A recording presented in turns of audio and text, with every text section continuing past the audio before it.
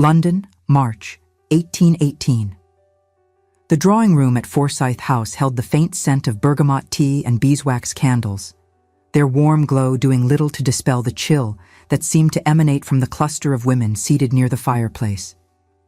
Catherine Eleanor Forsyth stood by the window, her fingers pressed against the cool glass as she watched carriages pass along the rain-slicked street below, their wheels churning through puddles.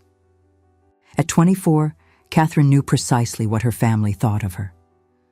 The whispers had followed her for 8 years, since the terrible winter when pneumonia had nearly claimed her life at 16. Fragile Catherine, delicate girl. She must be protected at all costs. The physicians had been clear in their pronouncements, delivered in grave tones that still echoed in her memory. Her constitution had been weakened, they said. Marriage would be acceptable, but childbirth? Impossible. Her body simply could not withstand such strain. Her mother's voice cut through her thoughts, sharp as a winter wind. "Catherine, dear, do come away from that window. The draught will make you ill. If you believe in second chances and stories that defy impossible odds, I would be so grateful for a like or subscribe. It helps me bring you more tales of courage, love, and the strength we discover when everything seems lost." "I am quite well, Mama," Catherine replied, but she moved away from the window nonetheless, settling into a chair near the fire where her mother and aunt could keep a watchful eye upon her with greater ease.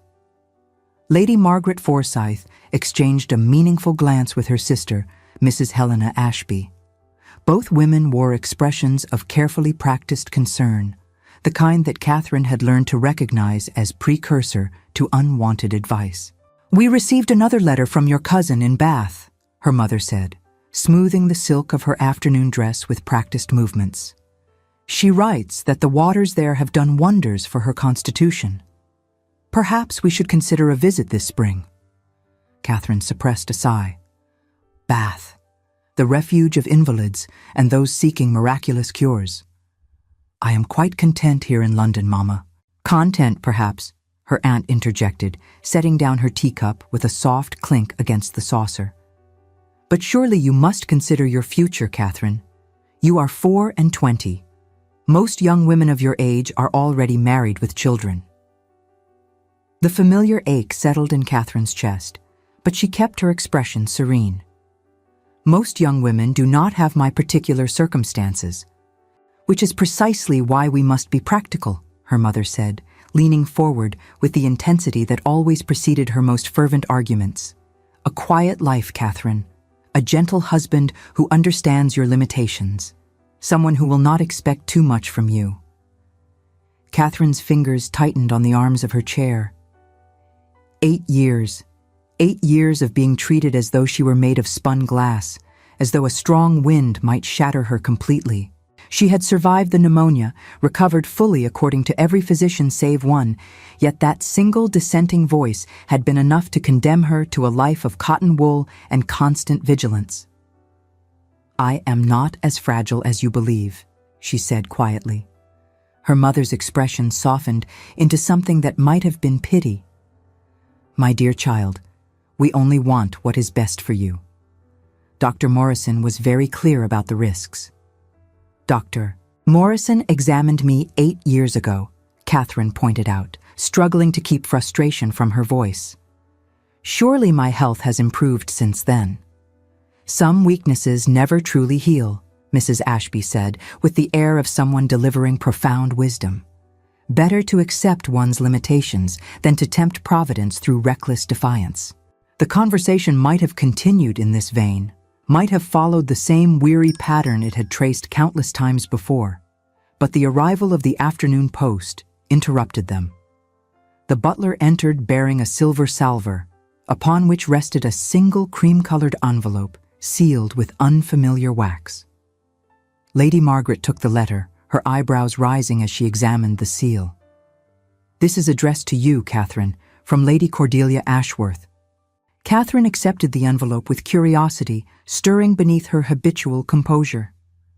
Lady Cordelia was a distant connection, a woman she had met only twice at social gatherings, known more for her eccentric independence than her adherence to society's expectations. The letter was brief, but its contents unexpected.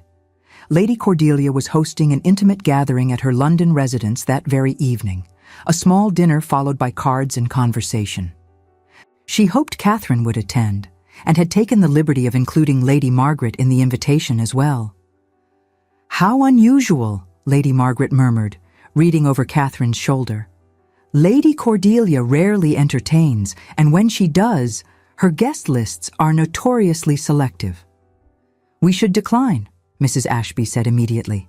"Catherine needs her rest, and evening entertainments are so taxing."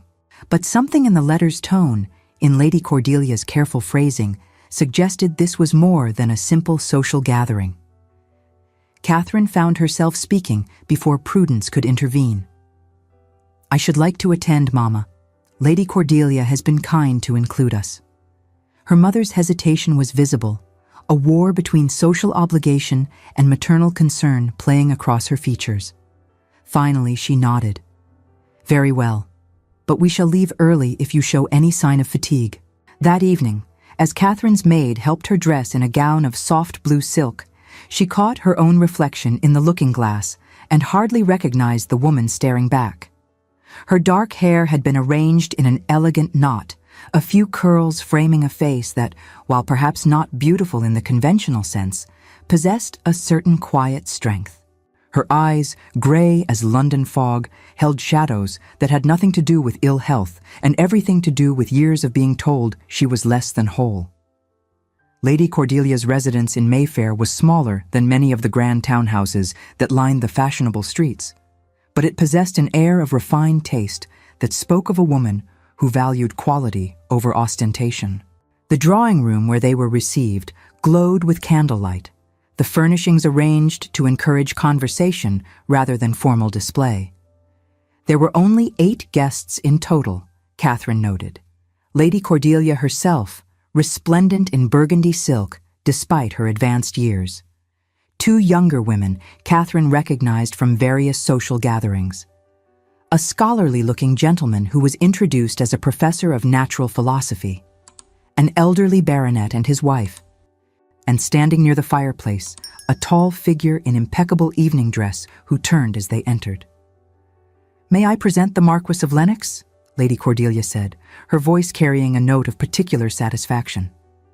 "Lord Alexander, this is Lady Margaret Forsyth and her daughter, Miss Catherine Forsyth." Alexander James Thornfield, Marquis of Lennox, possessed the kind of presence that commanded attention without effort. He was tall, his dark hair touched with silver at the temples, despite appearing no older than 33. His features were striking rather than handsome, marked by a certain gravity that suggested a man who had long since abandoned frivolity. But it was his eyes that held Catherine's attention, dark and fathomless, carrying shadows that seemed to mirror her own. He bowed with perfect correctness. "Miss Forsyth, Lady Margaret, I am honored to make your acquaintance." His voice was deep, measured, with a quality that suggested careful control. Catherine curtsied, acutely aware of her mother's watchful presence at her elbow. "The honor is ours, my lord," Lady Margaret replied, her features already settling into the familiar, cautious assessment of a mother who had much invested in her daughter's future. Dinner was an intimate affair, the conversation flowing with surprising ease. Lady Cordelia had a gift for drawing out her guests, asking questions that prompted genuine thought rather than rote responses. Catherine found herself seated across from Lord Alexander, and though propriety demanded she divide her attention among her dinner companions, she could not help but notice how his gaze returned to her throughout the meal. It was during a discussion of recent agricultural improvements that their eyes met and held. Something passed between them in that moment, a recognition of shared understanding that defied explanation. He looked at her, not as a fragile specimen defined by care, but as a person worthy of genuine regard. After dinner, as the ladies retired briefly before the gentlemen joined them for cards, Lady Cordelia drew Catherine aside with a gentle touch on her arm. "I hope you will forgive an old woman's presumption she said quietly, her shrewd eyes taking in Catherine's heightened color. "But I thought you and Lord Alexander might find each other's company interesting." Catherine felt heat rise to her cheeks. "My lady, I am not certain what you mean." "Do you not?" Lady Cordelia's smile was kind but knowing. "My dear, I have watched you at various gatherings over the past year. You carry yourself with such careful composure, as though you have learned to make yourself small and unobtrusive. And Lord Alexander, he wears his isolation like armor. Two people, each trapped by circumstances not entirely of their own making. I thought perhaps you might understand each other." Before Catherine could formulate a response, her mother appeared at her elbow, concern etched across her features. "Catherine, you look flushed. Perhaps we should retire early." "I am quite well, Mama," Catherine said, and was surprised to find it true. She felt more alive in this moment than she had in months, perhaps years. When the gentlemen rejoined them, Lord Alexander approached with deliberate purpose. "Miss Forsyth, I wonder if you might consent to partner me at whist." Lady Margaret began to demur, but Catherine spoke first. "I would be delighted, my lord." They settled at a card table with the elderly baronet and his wife as their opponents. As Catherine arranged her hand, she was intensely aware of Alexander's presence beside her, of the careful distance he maintained, of the way his long fingers handled the cards with unconscious grace. "Do you enjoy cards, Miss Forsyth?" he asked as play began. "I find them a pleasant diversion," she replied, leading with a low heart. "Though I confess I lack the ruthless instinct that makes for truly exceptional play." A smile touched the corner of his mouth, transforming his grave features. "I suspect ruthlessness is overrated in most pursuits." Their partnership proved surprisingly effective, their styles complementing each other with an ease that suggested deeper harmony.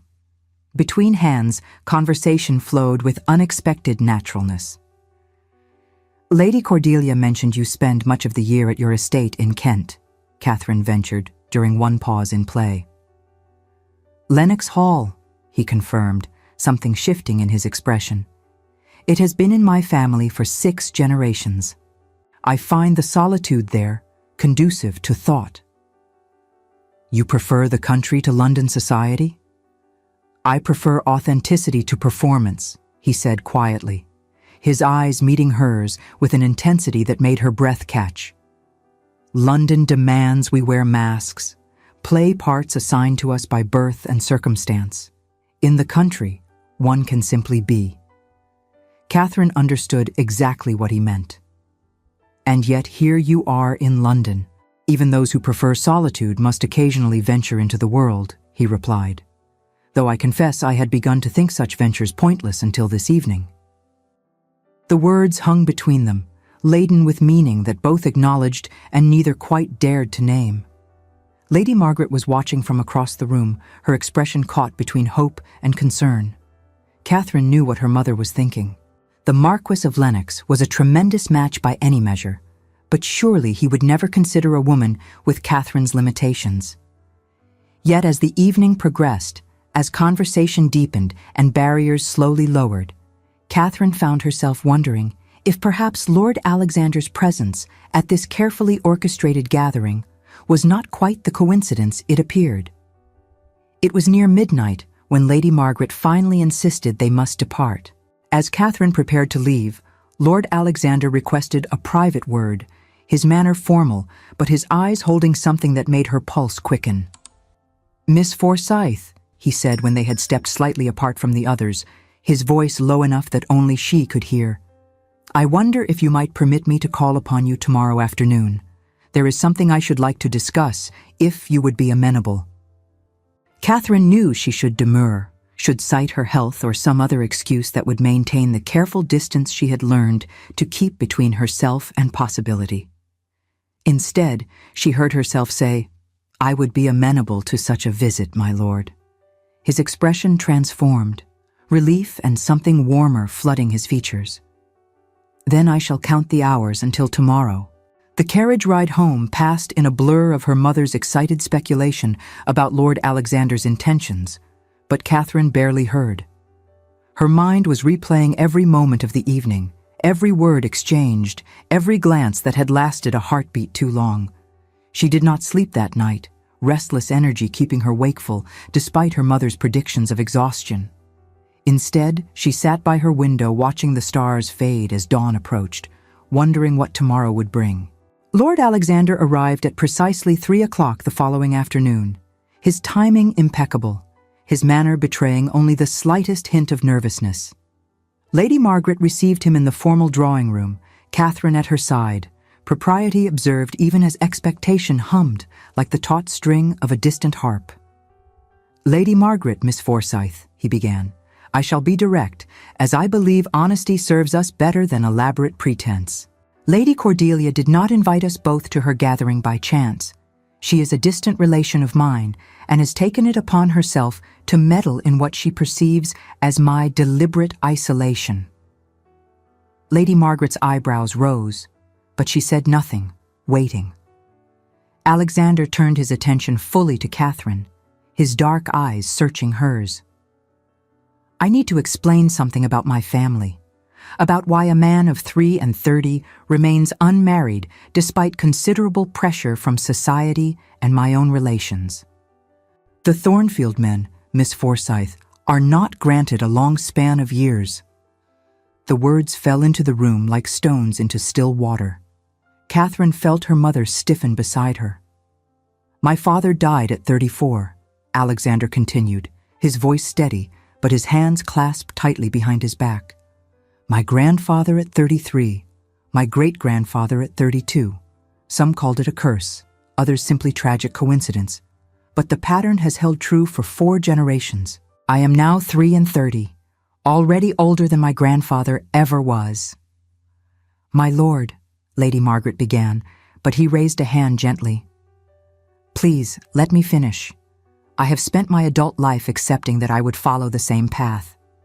I refuse to marry, refuse to father children who would be left orphaned as I was, refuse to condemn any woman to young widowhood. But lately, I have begun to question whether a life lived entirely in fear of death is truly living at all." He took a step closer to Catherine, his gaze never wavering. "Last evening, I met a woman who seemed to understand what it means to have one's entire existence defined by others' perceptions of limitation, who carries herself with dignity despite being treated as fragile, who possesses strength that has nothing to do with physical constitution and everything to do with the courage required to keep standing when the world insists you should fall." Catherine's heart was thundering now, each beat echoing in her ears. "I am not a romantic man," Alexander said quietly. "I cannot promise you decades of life together or guarantee I will live to see next year. But I can promise you honesty, respect, and the freedom to be more than what others have decided you must be. Miss Forsyth, I am asking if you would consider a future with me, understanding fully the risks such a choice would entail." The silence that followed was profound. Lady Margaret appeared genuinely speechless for perhaps the first time in her life. Catherine felt as though she stood on the edge of a precipice. One step forward would change everything. "My lord," she said carefully, finding her voice despite the emotion rising in her throat, "I appreciate your honesty more than you can know, but there is something you should understand about my own circumstances before any such consideration could proceed." She took a breath, gathering courage. 8 years ago, I contracted pneumonia. I nearly died. One physician, Dr. Morrison, declared that my constitution had been permanently weakened, that while marriage might be acceptable, childbearing would be impossible, potentially fatal. My family has treated me as an invalid ever since, despite my complete recovery in every observable way. Alexander's expression shifted, but not with the disappointment or concern she had expected. Instead, something that looked remarkably like recognition flickered across his features. "So you too have been sentenced to half a life based on someone else's dire predictions," he said softly. I have, Catherine admitted. If you sought a wife who could provide you with heirs, I am not that woman. Dr. Morrison was quite clear. And what do you believe, Miss Forsyth? Not what your family believes, not what Dr. Morrison proclaimed, but what you yourself know to be true about your own body and capabilities. The question struck her with the force of revelation. No one had ever asked her what she believed, what she knew, what she felt about her own condition. I believe, she said slowly, that I am stronger than they think, that the weakness they see exists more in their fear than in my flesh. But I have been told otherwise for so long that I confess I am no longer certain where truth ends and their narrative begins. Alexander nodded, something deep and understanding passing across his face. He considered the years he had wasted, his refusal to hope having been a desperate, superstitious attempt to protect himself from the inevitable. Then perhaps we are more perfectly matched than Lady Cordelia could have known. Two people condemned to limitation by others' fears, each wondering if those limitations are real or merely stories told until they became truth. He turned to Lady Margaret, his manner formal but his words carrying weight. Lady Margaret, I would like your permission to court your daughter properly. I will not pretend this would be a conventional match. I cannot offer certainty of long life or traditional expectations of heirs and succession. What I can offer is a partnership built on honesty and mutual respect, free from the constraints others have placed upon us both. Lady Margaret looked between them, clearly struggling with a situation for which her years of social navigation had not prepared her. My lord, I must be frank. My daughter's health is delicate. I could not in good conscience agree to any arrangement that might put her at risk. Mother, Catherine said firmly, surprising even herself with the strength in her voice. I am 24 years old. I have spent 8 years allowing others to make decisions about my life based on fear rather than fact.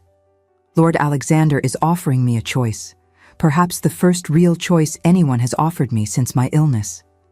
I would like the opportunity to make it myself. The words hung in the air, a declaration of independence that shifted something fundamental in the room. Lady Margaret's expression wavered between maternal concern and reluctant respect. Very well, she said finally. You may call upon Catherine, my lord, but I will expect the utmost propriety. You have my word, Alexander replied, bowing. Then, to Catherine, might you be amenable to a drive through Hyde Park tomorrow afternoon? The weather is expected to be fine. I would like that very much, Catherine said, meeting his eyes and seeing there a reflection of her own cautious hope. After he departed, Lady Margaret sank into her chair with a sigh that seemed to carry the weight of maternal anxiety accumulated over years. Catherine, are you quite certain about this? The Marquess seems an honorable man, but the circumstances are most irregular. Everything about my life has been irregular since I fell ill, Mama, Catherine replied gently. At least this irregularity is of my own choosing. The following weeks unfolded with a strange mixture of convention and quiet revolution. Alexander called regularly, always proper, always mindful of the boundaries society demanded. They drove through Hyde Park during the fashionable hour, walked in Kensington Gardens with Catherine's maid trailing at a respectful distance, attended the theatre where they sat in his box and discussed the performance with the ease of long acquaintance. But it was in their conversations that the real courtship occurred. Alexander spoke to Catherine as an equal, seeking her opinions on matters ranging from agricultural reform to the poetry of Wordsworth.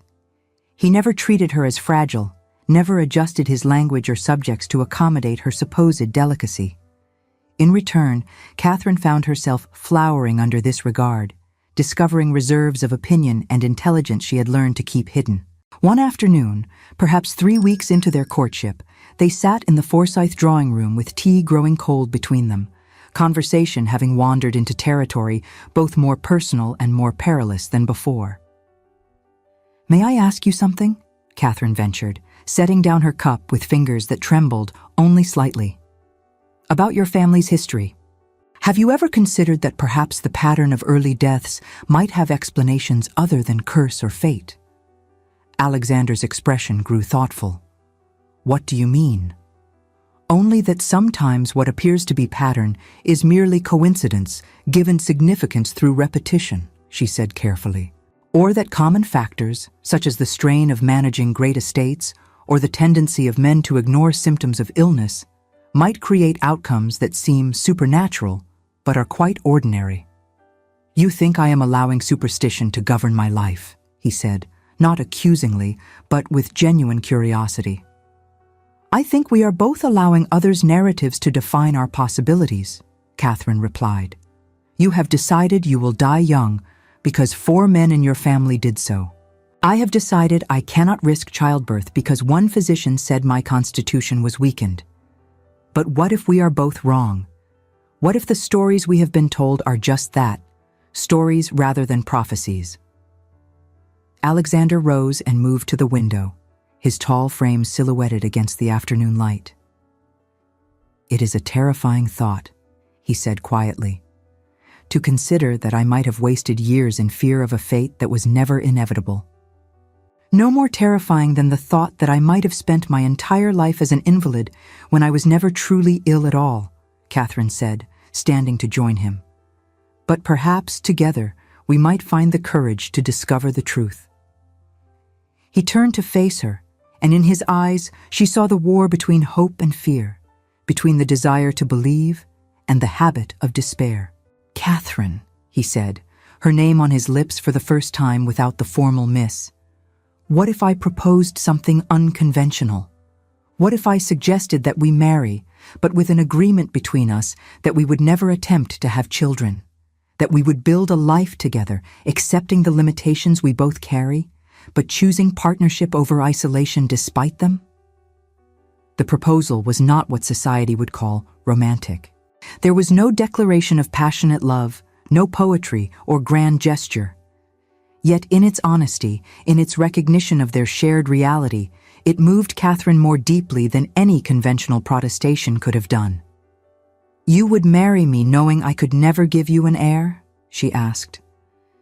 I would marry you, knowing that every year, perhaps every month we have together, is a gift rather than a guarantee, he replied. The Lennox title and estate will pass to my cousin upon my death, whether I have children or not. What I want, what I have begun to realize I need, is not an heir, but a partner. Someone who understands the weight of living under sentence, who will not waste our time together in pretense or performance. Catherine felt tears prick her eyes, but they were not tears of sorrow. And you would not resent me? Not wish years from now that you had chosen differently? The only thing I would resent, Alexander said, reaching out to take her hand with careful gentleness, would be allowing fear to make me miss the opportunity to know you, to build something real with you, however long or brief that might be. She looked down at their joined hands, at the way his fingers curved around hers with such care, as though she truly were as fragile as everyone claimed. But there was nothing condescending in his touch, only a recognition of the preciousness of what they were choosing. Then yes, she said softly. Yes, I will marry you with the understanding that we will protect each other from the expectations and demands that have defined us both for too long. Alexander released a breath that seemed to carry years of tension. We should discuss this with your mother, and I should speak to your father. My father passed away 5 years ago, Catherine said. My uncle serves as head of the family now, but Mama's consent is what matters most. Lady Margaret's reaction to their announcement was complex, a mixture of relief that her daughter would be settled, concern about the unusual nature of the arrangement, and barely concealed worry about the dark shadows that seemed to follow the Thornfield line. But she gave her blessing, perhaps recognizing that Catherine had already made her choice, and nothing short of imprisonment would change her mind. The engagement was brief by society's standards, a mere 6 weeks. Neither Catherine nor Alexander saw purpose in delay, when both understood too well how uncertain the future truly was. The wedding took place in June at St. George's in Hanover Square, a small affair attended by close family and a handful of intimate friends, Lady Cordelia beaming from her pew with the satisfaction of a successful matchmaker. Catherine wore ivory silk that whispered against marble floors as she walked toward Alexander, who waited at the altar with an expression that bordered on reverence. When he took her hand, his fingers trembled slightly, the only outward sign of the emotion he otherwise kept carefully controlled. The vows they spoke were traditional, promises to honor and cherish until death parted them. But beneath those conventional words lay a deeper understanding, an acknowledgement that their marriage would be built on acceptance of limitation rather than denial, on choosing presence over fear, even when the future remained uncertain. They traveled to Lenox Hall in Kent for their honeymoon, the estate Alexander had described with such affection during their courtship. The house was beautiful, a graceful manor of golden stone surrounded by gardens that sprawled toward woodland in the distance. Inside, portraits of Thornfield ancestors lined the walls, generations of men whose lives had ended far too soon, staring down from their gilded frames.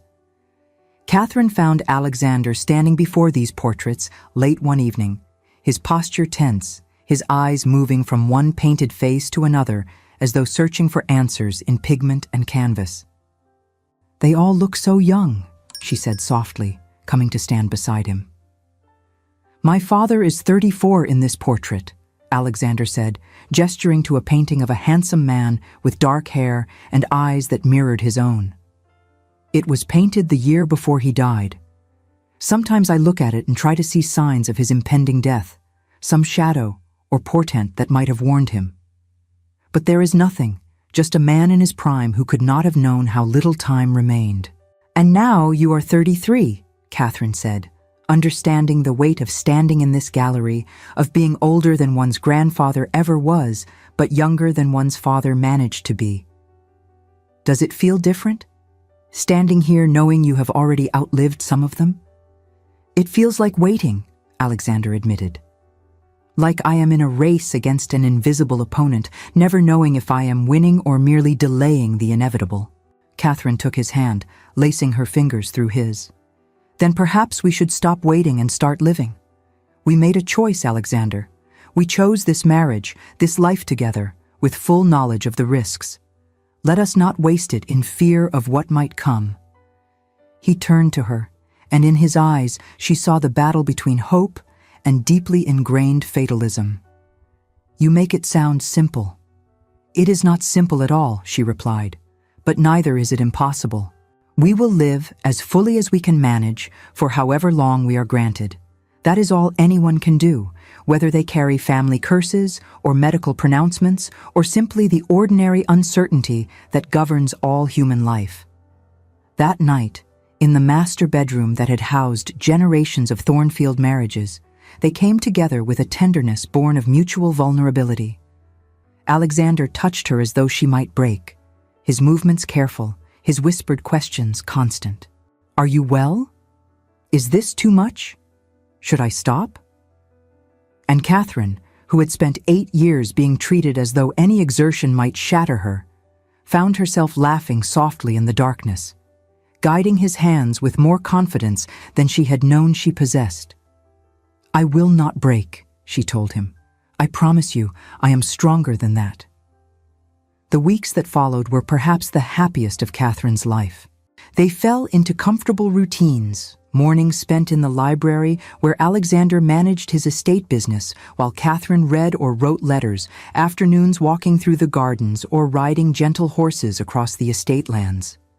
In the evenings, they dined together in the small family dining room, rather than the vast formal hall, conversation flowing with easy intimacy over roasted pheasant and wine. But beneath this contentment, Catherine was becoming aware of something her body was trying to tell her. A certain tenderness in her breasts, a queasiness in the mornings that she attributed at first to rich food or perhaps a minor stomach complaint.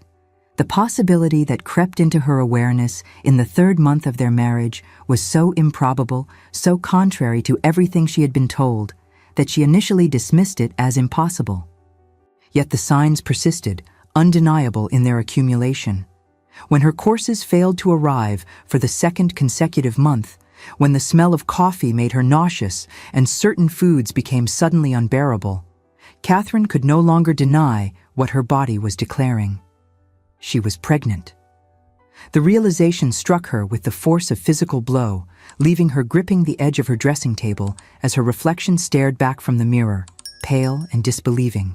This was not supposed to happen. Dr. Morrison had been clear. Her body could not support a pregnancy. The risk would be too great. But here she stood, 3 months married, and her body had apparently decided to ignore all medical pronouncements and proceed anyway. Terror seized her, cold and consuming. Not terror of the pregnancy itself, but of what it would mean when Alexander learned of it. They had made an agreement, a promise that had formed the very foundation of their marriage. No children. It was the condition that had made everything else possible, the understanding that freed them both from the weight of expectation and legacy. And now she had broken it, albeit unknowingly, and the consequences would shatter the fragile peace they had built. For 3 days, Catherine said nothing, watching Alexander move through their daily routines with no awareness of the storm gathering. She observed him in the library, his dark head bent over correspondence, and wondered how long she could keep her secret. She saw him smile at something his estate manager said, that rare expression that transformed his grave features, and felt her heart break at the thought of watching that smile disappear. But the truth could not be hidden forever. Bodies betrayed their secrets eventually. She chose to tell him on a Wednesday evening after dinner, when they sat together in the drawing room as had become their habit. Alexander was reading, his long form relaxed in the chair across from hers, candlelight gilding his features with gold. For a moment, Catherine simply watched him, memorizing this peaceful scene before she destroyed it. "Alexander," she said quietly, and something in her tone made him look up immediately, concern flickering across his face. "What is wrong?" he asked, setting aside his book. "Are you unwell?" "I need to tell you something," Catherine said, her hands twisted together in her lap to stop their trembling. "Something that changes everything between us."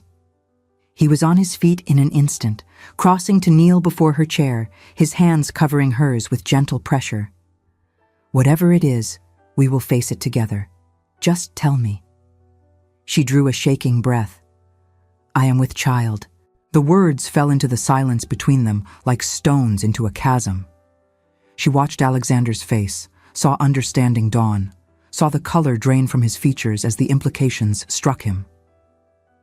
"No," he breathed, the word barely audible. "Catherine, no, this cannot be." "I am 3 months along," she continued, forcing the words out past the constriction in her throat. "I have consulted with Dr. Harrison here in the village. He confirms it." "I am pregnant, Alexander, and I know this violates our agreement, but I swear I did not plan it, did not intend it. I do not know how it happened when we were so careful." Alexander rose abruptly, turning away from her, one hand pressed to his mouth as though physically preventing words from escaping. When he spoke, his voice was hoarse with barely controlled emotion. "You could die." "Dr. Morrison said the risk was considerable," Catherine acknowledged. "But Alexander, I have been thinking about what I said to you, about narratives and stories that we accept as truth. Perhaps he was wrong.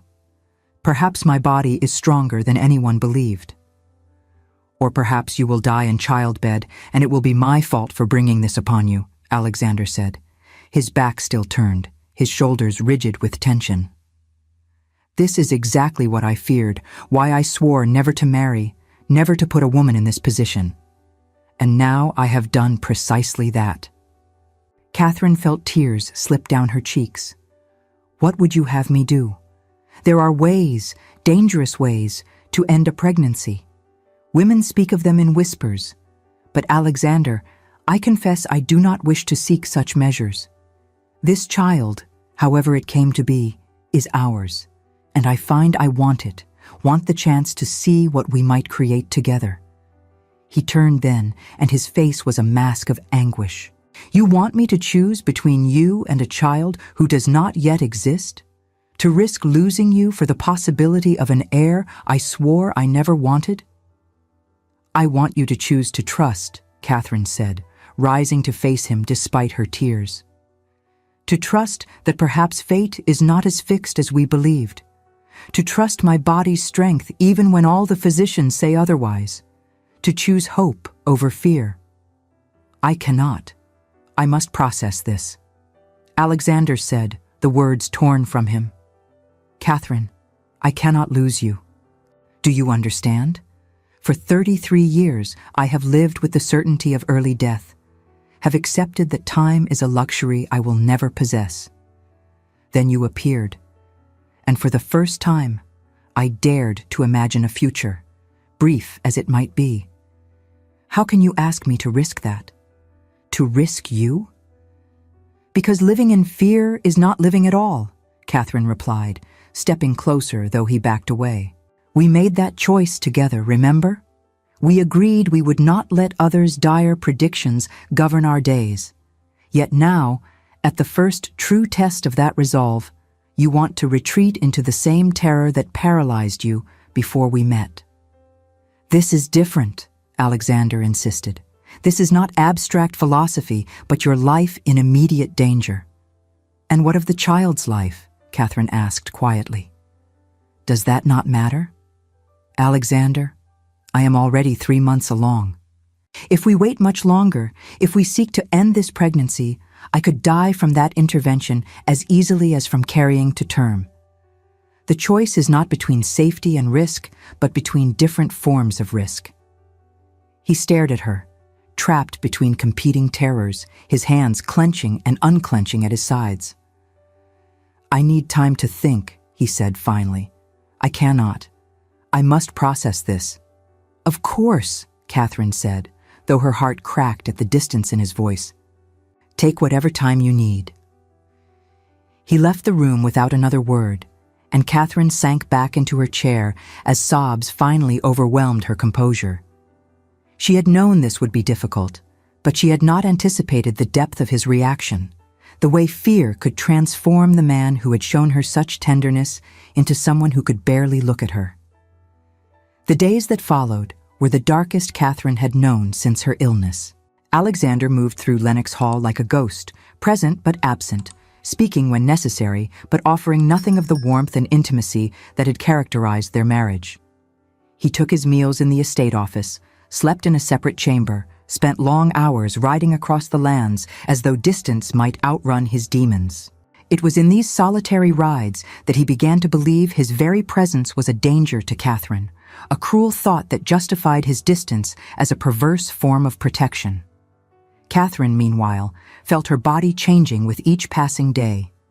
The nausea intensified, her dresses grew tight across the bodice, her energy flagged in the afternoons.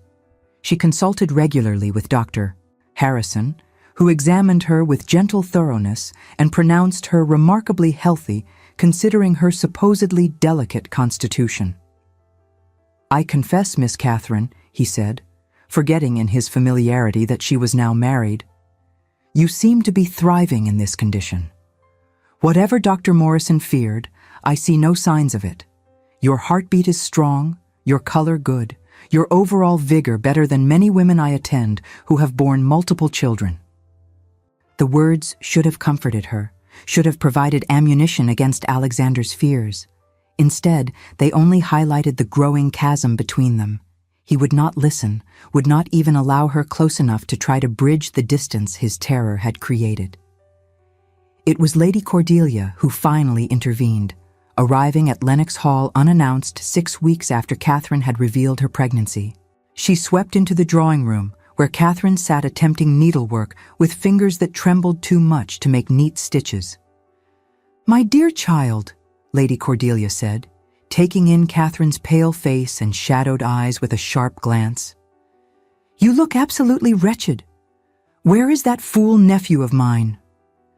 Riding, Catherine said dully. He is always riding these days. Lady Cordelia made a sound of disgust. Men, particularly Thornfield men. I swear the family talent for dramatic melancholy rivals their supposed curse for harm. Wait here."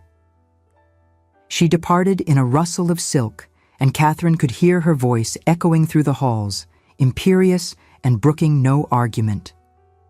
"Alexander James Thornfield, you will present yourself in the drawing room immediately. I did not travel 2 days in a cramped carriage to be ignored by my own blood." When Alexander appeared, his expression was wary, his clothes dusty from riding. He stopped short when he saw Catherine, pain flickering across his features before he masked it behind cool formality. "Sit," Lady Cordelia commanded, pointing to a chair. "Both of you, I am going to speak, and you are going to listen." Neither dared disobey. Catherine perched on the edge of the sofa. Alexander took the indicated chair, and Lady Cordelia stood before them like a general addressing wayward troops. "I am 73 years old," she began.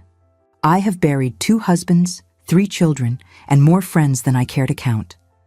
I know something about loss, about grief, about the terror of loving when death is always lurking at the periphery. So I'm going to tell you both something that I learned too late in my own life to do me much good, but perhaps it will serve you better." She fixed Alexander with a look that could have melted iron. "You think you are protecting her by pushing her away. You believe that if you start saying goodbye now, start preparing for her death, it will hurt less when it comes. You are wrong. Every day you spend in fear, every hour you waste in separation, is a day lost forever. If Catherine dies tomorrow, or in childbirth, or at 93, the only thing you will regret is not cherishing every moment you were given." "You do not understand," Alexander began, but Lady Cordelia cut him off with a raised hand. "I understand perfectly. I understand that you are a coward, Alexander. Not because you fear death. We all fear death. But because you are allowing that fear to make you cruel. Look at your wife. Look at what your terror is doing to her." Alexander's gaze shifted to Catherine, and she saw him truly see her for the first time in weeks. Saw him take in the dark circles under her eyes, the way her hands trembled in her lap, the defeat that had settled over her like a shroud. "Catherine," he whispered, anguish breaking through his carefully maintained control. "You are punishing her for being pregnant," Lady Cordelia continued relentlessly, blaming her for a condition she did not choose and cannot undo. "You made vows to her, Alexander, for better or worse, in sickness and in health. Did you mean them? Or were they just pretty words spoken when you thought circumstances would never test them?" "I meant them," Alexander said, his voice raw with distress. "God help me, I meant every word." "Then prove it," Lady Cordelia said. "Stop hiding in fear and be her husband. Be present, whatever comes. That is all any of us can do in this uncertain world. Be present." She swept toward the door, pausing to look back at them both. "I am staying the night.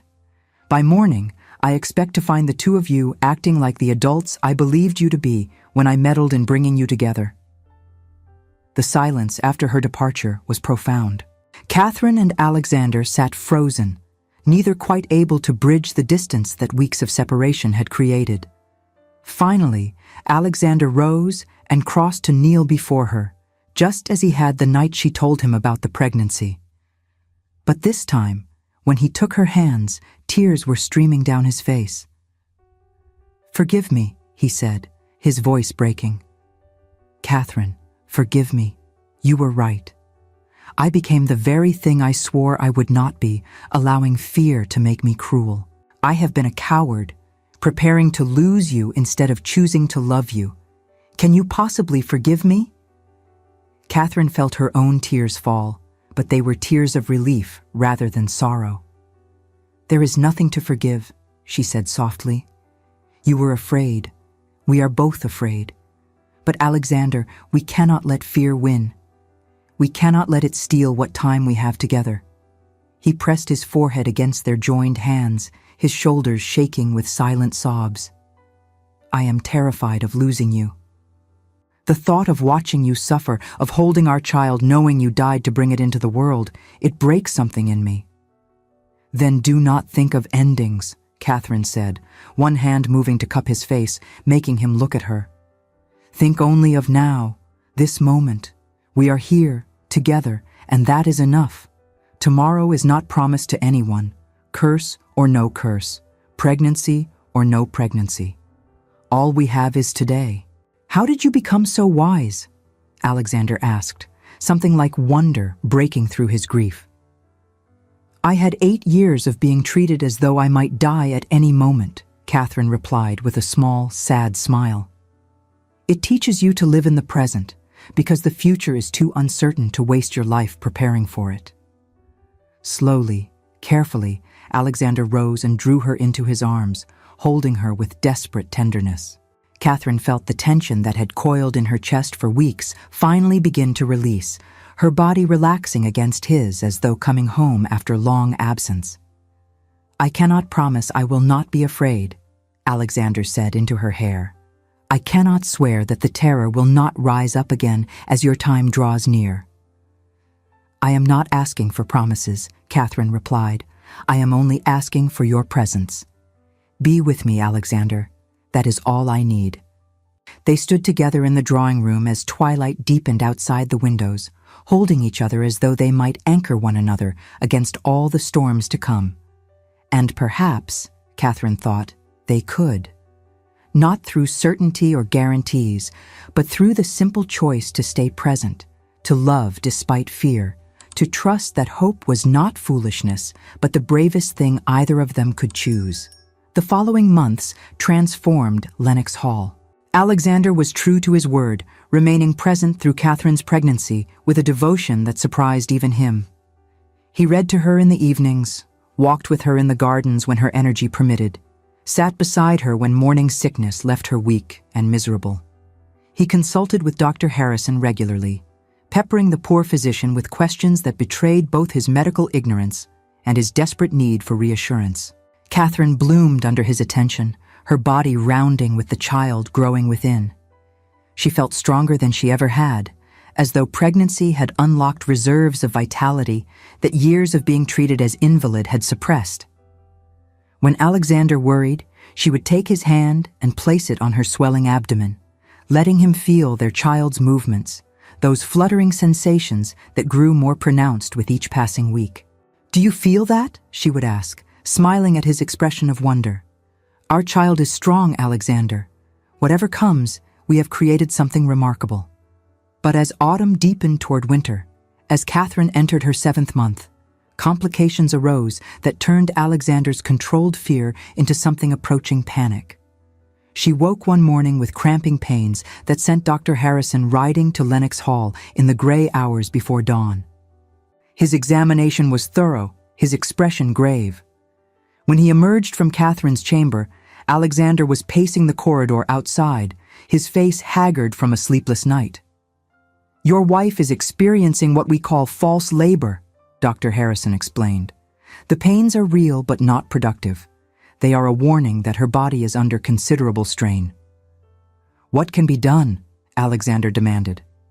"Complete bed rest," the physician said firmly. "No exertion whatsoever. No walking, no stairs, minimal activity of any kind. If she continues to experience these pains, there is risk the child will come too early, and that would be very dangerous for both mother and infant." Alexander's face went white.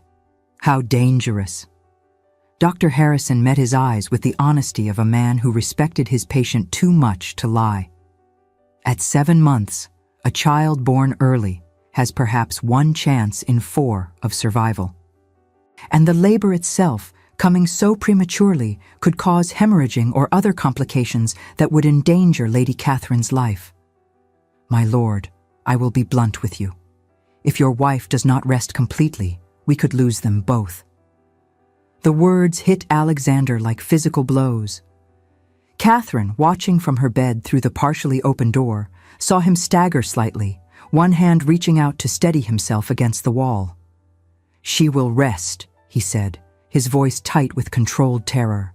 "I will see to it personally." The weeks that followed tested Alexander in ways he had never imagined. Catherine, normally so patient and accommodating, chafed terribly against her confinement. She argued, pleaded, tried to convince him that Dr. Harrison was being overly cautious, that she felt perfectly well despite the occasional cramping. "I am not made of glass," she insisted one afternoon when Alexander refused to let her walk even the short distance to the window. "I cannot lie in this bed every moment for the next 2 months." "You can and you will," Alexander replied, his tone brooking no argument. "Catherine, I cannot lose you. Do you understand? I will lock you in this room if I must." "That is not your choice to make," she flared back, temper rising. "This is my body, my child.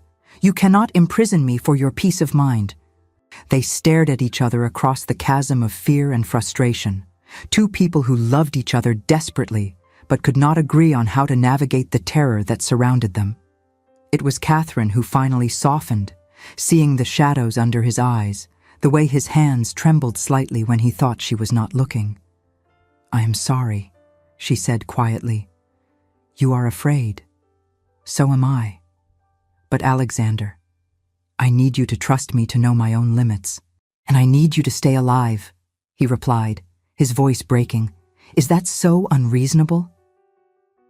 They reached an uneasy compromise. Catherine would rest as Dr. Harrison advised, but Alexander would spend his days in her chamber, reading to her, managing estate business from a desk moved to her bedside, ensuring she was never alone with her thoughts and fears. It was an unconventional arrangement, but they had long since abandoned convention in favor of what actually worked for their particular circumstances. December arrived with cold winds and the first snowfall. Catherine was in her 8th month now, her body heavy with the child that moved constantly within her. Alexander had taken to sleeping in a chair beside her bed, unable to bear the thought of being in a separate room if complications arose in the night. It was on a frozen morning in late December that Catherine woke with a gasp of pain that was immediately, unmistakably different from the false labor she had experienced before. Alexander was awake instantly, his hand finding hers in the gray pre-dawn light. "Catherine?" "It is time," she said, trying to keep her voice steady despite the fear that gripped her. "Alexander, our child is coming." The ensuing hours dissolved into a torrent of pain and terror and desperate hope. Doctor Harrison arrived, summoned by a servant sent riding through snow-covered lanes. A midwife from the village came shortly after, her experienced hands and calm manner a counterpoint to the physician's growing concern. Catherine had been warned that childbirth was painful, but nothing could have prepared her for the reality of it. Wave after wave of contractions racked her body, each one stealing her breath and making rational thought impossible.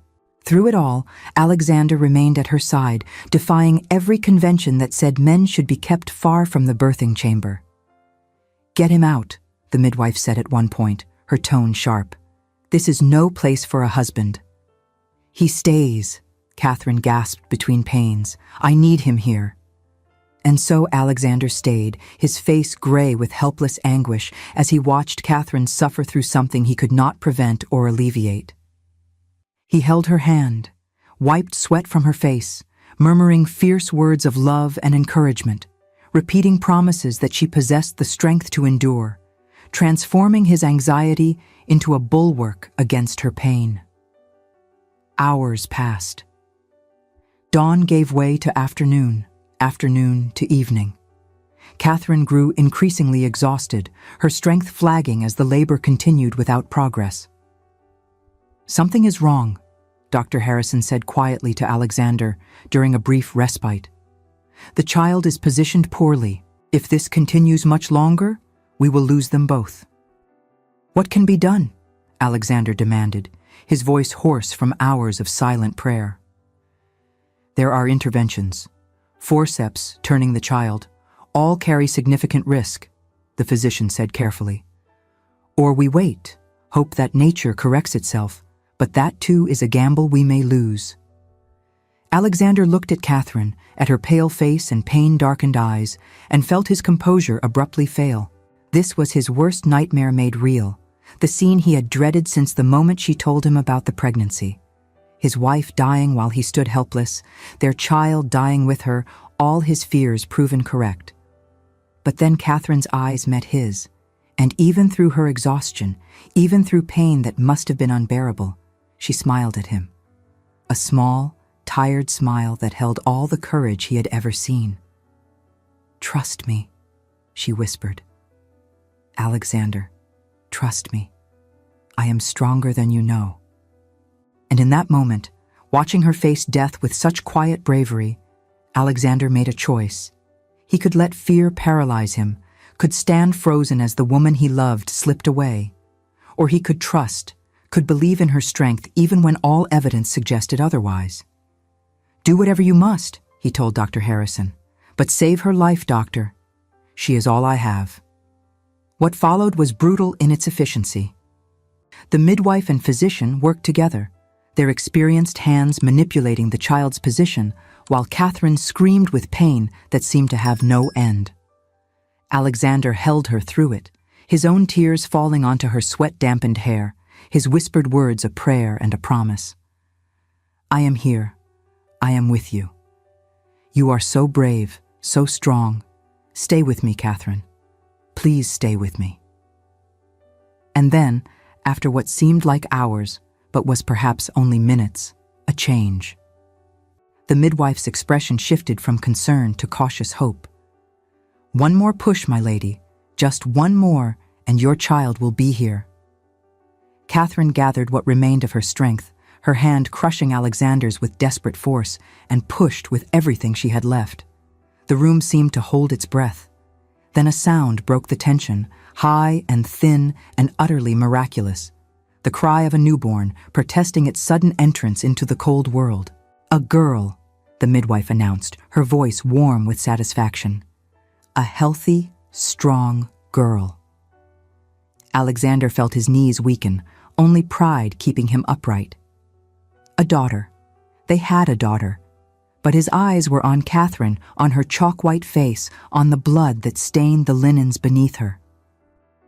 "Catherine," he said urgently. "Catherine, look at me." Her eyes fluttered open, exhausted but alert. "Our daughter?" "She is perfect," Alexander said, his voice breaking. "Absolutely perfect, just like her mother." Dr. Harrison was working quickly, his hands sure as he tended to Catherine's bleeding. The midwife cleaned the infant, swaddling her in soft blankets before bringing her to rest in Catherine's arms. Catherine looked down at the tiny face, the rosebud mouth, the wisp of dark hair, and felt her heart expand in ways she had not known were possible. "Hello, little one," she whispered. "We have been so frightened of you. But you were worth every moment of fear." The baby quieted at the sound of her mother's voice, her tiny fingers curling around Catherine's thumb with surprising strength. Alexander sat on the edge of the bed, one arm around his wife, his free hand gently touching their daughter's soft cheek. Tears streamed down his face unchecked. "What shall we name her?" Catherine asked, her voice weak, yet surprisingly steady. Alexander thought of the months of fear, the weeks of confinement, the hours of agonizing labor. He thought of how close they had come to losing everything, how Catherine had faced death with such courage. And he thought of what this child represented, not just an heir, but a triumph over every dark prediction that had governed their lives. "Victoria," he said softly, "our victory over fear." Catherine smiled, her eyes already drifting closed with exhaustion. "Victoria. Yes, perfect." The next days were a blur of recovery and wonder. Catherine healed slowly but steadily, her body proving once again that Dr. Morrison's dire predictions had been excessively pessimistic. Dr. Harrison proclaimed her recovery remarkably robust, and though he counseled caution, he saw no reason she could not eventually bear more children if they chose. Alexander spent hours simply watching his wife and daughter as though he could not quite believe they were real, that they had both survived when everything had suggested they would not. He held Victoria with the careful reverence usually reserved for precious relics, marveling at her tiny perfection. But it was one night, perhaps a week after the birth, that the full weight of what had occurred finally struck him.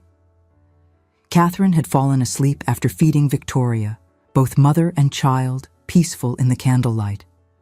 Alexander sat in his chair, watching them, and suddenly found himself shaking with sobs he could no longer contain. The terror of nearly losing them, the weeks of fear, the hours of helpless watching, all of it crashed over him in a wave that left him gasping. He wept for the child he had feared to want, for the wife he had almost lost, for all the years he had wasted in preparation for death instead of celebration of life. Catherine woke to the sound of his crying, her eyes instantly alert despite her exhaustion. "Alexander? What is wrong?" He looked up at her, his face wet with tears. "I almost lost you." "Catherine, I almost lost you both, and it would have been my fault. If I had insisted you end the pregnancy when you first told me, if I had placed my fear above your courage, I would have lost everything that matters." "But you did not," Catherine said gently. "You chose trust over fear, Alexander. You stayed with me through the darkest hours. That is all that matters." "I spent 33 years convinced I would die young," he said, the words tumbling out in a rush of confession. "I built my entire life around that certainty, refused to hope for anything more. And then you taught me that perhaps the stories we tell ourselves are not always true. That courage means living despite fear, not living without it." He moved to sit beside her on the bed, careful not to disturb sleeping Victoria. "I am 34 now, the age my father was when he died. I have already outlived my grandfather, and I find I am not ready to die, Catherine. I want years with you, with our daughter. I want to watch Victoria grow, to argue with her when she is stubborn like her mother, to walk her down the aisle one day. I want all the things I convinced myself I could never have." Catherine took his hand, squeezing gently. "Then choose to live, Alexander. Choose to believe that perhaps the Thornfield curse was never a curse at all, but a story told so many times it became self-fulfilling. Your father died young, and your grandfather, but perhaps they died of ordinary causes that had nothing to do with fate or doom. Perhaps you are simply a man who can choose to live rather than wait to die."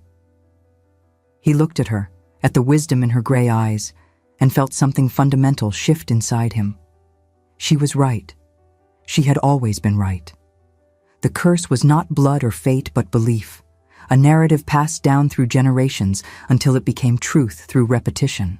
He was the first Thornfield man in generations to question it, to choose hope over despair. "I love you," he said, the words inadequate for the depth of what he felt but all he had to offer. "I love you beyond reason, beyond fear, beyond everything I thought I knew about myself." "I love you too," Catherine replied, her free hand cupping his face with infinite tenderness. "Now come to bed properly. Your daughter and I need you whole, not exhausted from nights spent in that chair." Alexander climbed into bed beside his wife. Victoria nestled safely between them, and for the first time in his adult life, he slept without dreams of death and loss. The winter passed, giving way to spring. Victoria thrived, growing from a tiny, fragile-seeming infant into a robust baby with her father's dark eyes and her mother's quiet determination. Catherine regained her strength week by week, her body once again proving that the limitations others had placed upon her existed more in their minds than in reality. Alexander watched the passage of time with new eyes. He marked his 35th birthday in March, the age his grandfather had been when death claimed him. The day passed unremarkably, filled with the ordinary joys of family life rather than dread and premonition. "I am 35, he said to Catherine that evening as they sat together in the drawing room, Victoria asleep in the nursery upstairs. "Older than my grandfather ever was." "And how does it feel?" Catherine asked, setting aside the letter she had been writing to her mother. "Strange," Alexander admitted. I spent so many years convinced I would never reach this age that now that I have, I hardly know what to do with it. The future stretches out before me, uncertain but possible, and I find I am no longer afraid of it. Perhaps a little afraid, Catherine suggested with a smile. Fear is not entirely bad after all. It keeps us cautious, mindful of dangers. The problem was never that you felt fear, but that you allowed it to govern every choice. When did you become so wise? He asked, echoing the question he had posed months earlier. I learned from the best teacher, she replied, rising to come sit beside him. A man who taught me that courage is not the absence of fear, but the choice to live fully despite it. They sat together as twilight deepened outside the windows, comfortable in the silence that only long intimacy can create. After a time, Catherine spoke again, her voice hesitant but determined. I have been thinking, she said carefully, about what Dr. Harrison said regarding future children. Alexander stiffened slightly, old fears rising despite his best efforts to suppress them. Catherine, we nearly lost you with Victoria. I could not bear to risk that again. I am not suggesting we proceed with undue haste, she assured him. But Alexander, I survived. Despite everything Dr. Morrison predicted, despite all the fears and warnings, I survived, and so did our daughter. Does that not suggest that perhaps I am stronger than anyone believed? That my body is capable of more than we gave it credit for? I believe I have demonstrated that I can safely carry a child to term. He wanted to say no, wanted to close the conversation down before it could lead to decisions that terrified him. But he had promised himself he would no longer let fear make his choices, and he meant to keep that promise. What are you suggesting? He asked carefully. Only that we do not close the door on the possibility, Catherine said, that if in a year or two we find ourselves blessed with another child, we face that blessing with hope rather than terror. Victoria deserves siblings, Alexander, and I confess I would like to give them to her. He looked at her, at the quiet determination in her eyes, and felt his resistance crumble. She was right, as she so often was. They had faced the worst and survived. To allow fear to dictate the rest of their lives would be to waste the miracle they had been granted. Very well, he said softly, but you must promise me something in return. What? That you will never again accuse me of being overprotective when I hover during your pregnancies, he said with the faint smile that still came, rarely, but with increasing frequency. I make no promises about being calm or reasonable when you are carrying my children. Catherine laughed, the sound warm and free. I would expect nothing less. 2 years passed. Victoria grew into a bright, curious child who had her father wrapped around her tiny finger and her mother's quiet resilience. Alexander threw himself into the management of his estates and the raising of his daughter with the dedication of a man who had been granted unexpected years and was determined not to waste them. And in the spring of 1822, Catherine discovered she was pregnant again. This time, there was no panic, no emotional withdrawal, no weeks of separation and fear. Alexander simply held her close, one hand resting on her still flat stomach, and whispered, "We will face this together." The pregnancy progressed more easily than the first, perhaps because Catherine knew what to expect, or perhaps because her body had learned through Victoria's birth that it was capable of extraordinary things.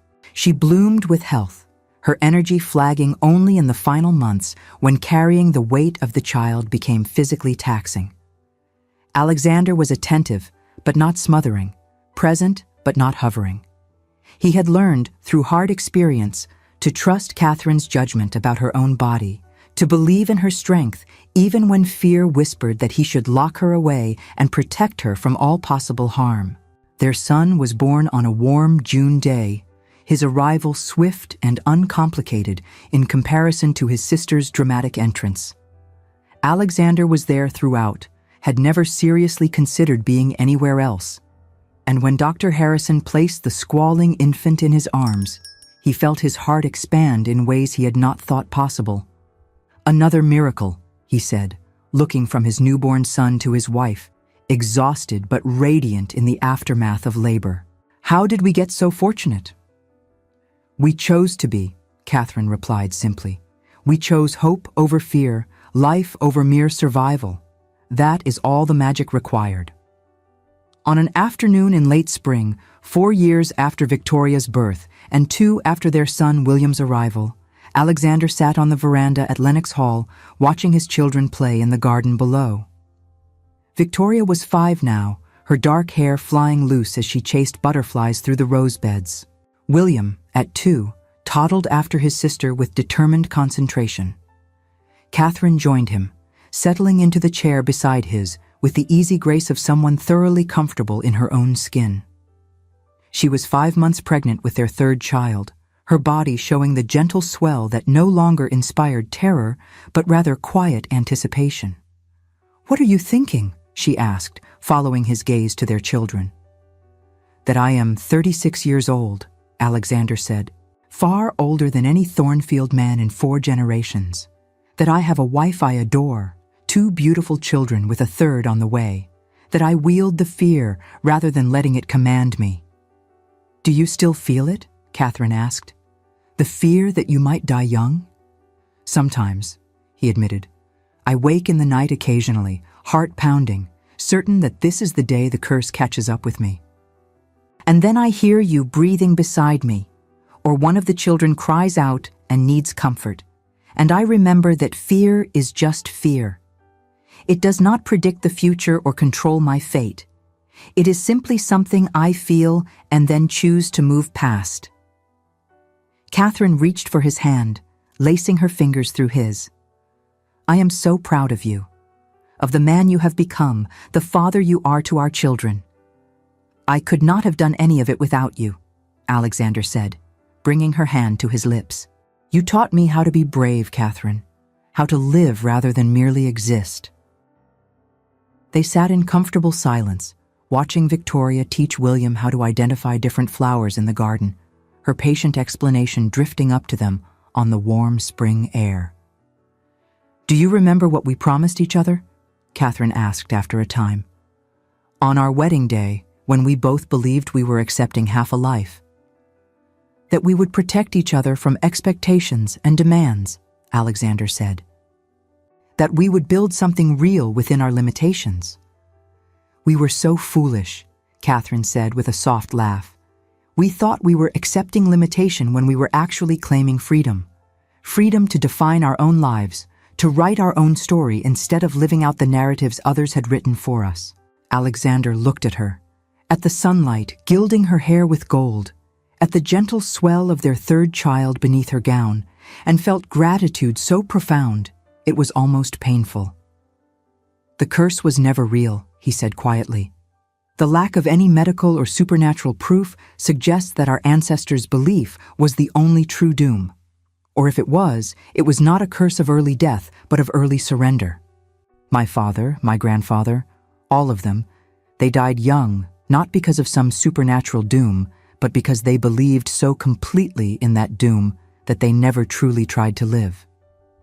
They accepted the story, prepared for early death, and in preparing for it, perhaps hastened it through stress and fear and the toll that constant dread takes on a body." "And you chose differently," Catherine said. "We chose differently," he corrected. "You showed me how. Every time you refused to accept the limitations others placed on you, every time you claimed your own strength despite all the voices saying you were weak, you taught me that stories can be rewritten, that we are not bound by other people's narratives about who we must be." Victoria's laughter rang out across the garden, pure and joyful. William had fallen into a flower bed and was covered in soil, his face split in a grin that showed tiny white teeth. Catherine started to rise, maternal instinct pulling her toward her children, but Alexander gently pressed her back into her seat. "Let me," he said. "You rest. You are carrying our future, after all." He descended to the garden and scooped up his muddy son, who shrieked with delight at being lifted high into the air. Victoria ran to him, demanding he judge whether she had correctly identified all the roses. And standing there in the afternoon sunlight, his children's voices filling the air with music, Alexander felt something he had spent most of his life believing impossible. He felt at peace. Not the resignation of a man accepting his fate, but the genuine peace of someone who had chosen to live fully in each moment rather than constantly bracing for loss. He would die someday. He knew that. Everyone died. But between now and that eventual end, however near or distant it might be, he would live, truly, completely live. Catherine watched from the veranda, one hand resting on the child growing within her, and smiled. They had been so afraid, both of them, had believed themselves condemned to half-lives defined by others' dire predictions. Instead, they had found in each other the courage to demand more, to insist that they could be whole, could be happy, could build something beautiful despite every voice saying otherwise. The future was still uncertain. It always would be. But uncertainty was not the same as impossibility. And as the afternoon sun painted the garden in shades of gold and amber, as her husband's laughter mingled with their children's voices, Catherine knew that they had already won the only victory that truly mattered. They had chosen hope. They had chosen life. They had chosen each other. And that, in the end, was everything. Thank you so much for staying with us until the end. If this story of courage, love, and the strength to rewrite our own narratives touched your heart, please like, subscribe, and share with someone who needs to hear it. Your support helps us continue creating stories of hope, resilience, and the power of choosing life over fear.